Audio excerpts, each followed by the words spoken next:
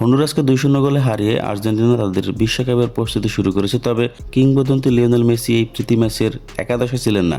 এই ম্যাচে মাঠে না নামায় প্রশ্ন উঠেছে মেসি কেন মাঠে নামেনি। টেক্সাসের কলেজ স্টেশনে অনুষ্ঠিত এই ম্যাচটি ছিল 16 জন নিজেদের বিশ্বকাপ যাত্রা শুরুর আগে আর্জেন্টিনার দুটি প্রীতি ম্যাচের মধ্যে প্রথমটি। মেসি সাধারণত দলের আক্রমণের ডান পাশের উইংসে খেলে থাকেন। তার অনুপস্থিতিতে এই জায়গায় খেলেছেন 25 বছর বয়সী তিয়াগো আলমাদা। আর অধিনায়কের আর্মব্যান্ড পরে মাঠে নেমেছিলেন সেন্টার ব্যাক নিকোলাস ওটামেন্দি।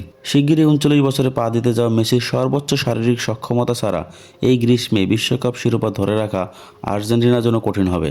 এ কারণে হন্ডুরাস ও মঙ্গলবারের আইসল্যান্ডের বিপক্ষে শেষ প্রীতি ম্যাচের মতো অপ্রতিযোগিতামূলক খেলায় তাকে মাঠে নামাননি কোচ স্কালোনি। তার মাঠে না নামার পেছনে চোটের কোনো হাত নেই, বিষয়টা গতকাল পরিষ্কার জানিয়ে দিয়েছিলেন আর্জেন্টাইন কোচ। তিনি বলেন, লিওনেল মেসি ভালো আছে।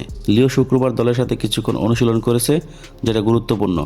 এই দুটি প্রীতি ম্যাচের কোনো একটিতে হয়তো কিছুটা সময় পাবে। সেটা কালকের ম্যাচটা হবে নাকি পরের ম্যাচে তা দেখা যাবে।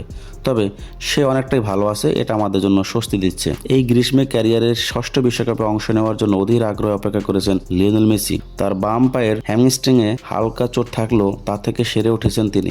2 সপ্তাহ আগে এই সমস্যাটা শুরু হয়েছিল। আলজেরিয়ার বিপক্ষে বিশ্বকাপের প্রথম ম্যাচ শুরু থেকেই মাঠে থাকবেন তিনি, সেটাই আশা করা হচ্ছে এখন।